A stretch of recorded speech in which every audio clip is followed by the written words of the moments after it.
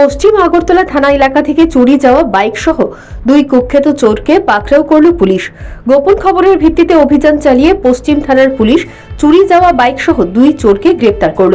ধৃত দুই চোরের নাম অরিজিৎ হাসান, বাড়ি বাংলাদেশ, আরেকজন আলমগীর হোসেন, বাড়ি চান্দিরামুড়া।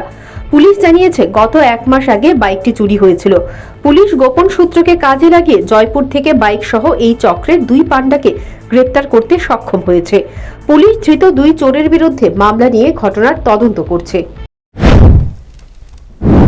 গতকালকে আমাদের একটা গোপন খবরের ভিত্তিতে একটা বাইক আমরা রিকভারি করেছি, যেটার নাম্বার নেই, এবং দুইজন চোরকে আমরা ডিটেন করেছি। একজন হলো আলমগীর হোসেন, অরিজিৎ হাসান, যার বাড়ি বাংলাদেশ। আলমগীর হোসেনের বাড়ি আমরা চান্দিনামুড়া।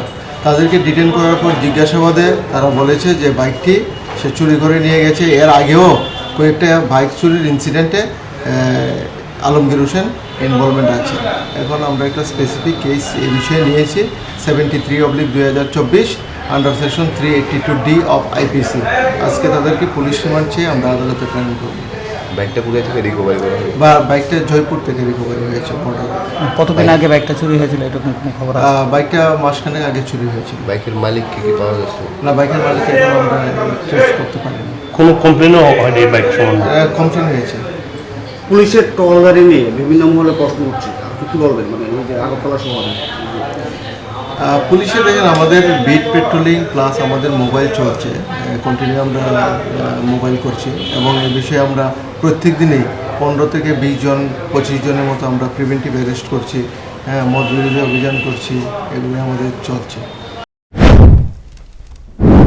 রাজধানীতে একের পর এক চুরির ঘটনা ঘটেই চলেছে।